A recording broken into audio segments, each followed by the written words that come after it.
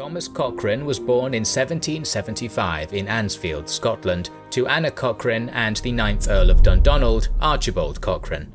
The Cochranes were the direct descendants of a lowland Scottish clan, whose origins are traced to a Viking warrior from around the 9th century, and the name itself is derived from an old Gaelic portmanteau meaning the roar of battle.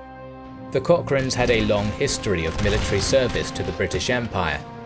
Members of the clan had fought and died in the War of Spanish Succession, served as loyalists during the Jacobite Rebellion, and even partook in the French and Indian Wars in the New World, and the family was affectionately nicknamed the Fighting Cochranes.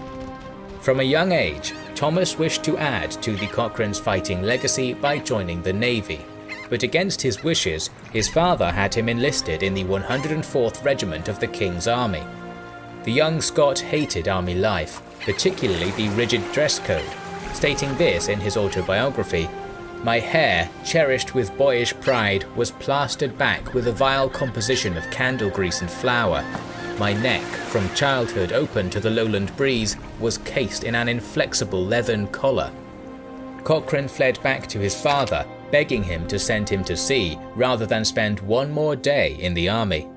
This was the first time Cochrane showed defiance in the face of authority, and it would become a theme for the rest of his life.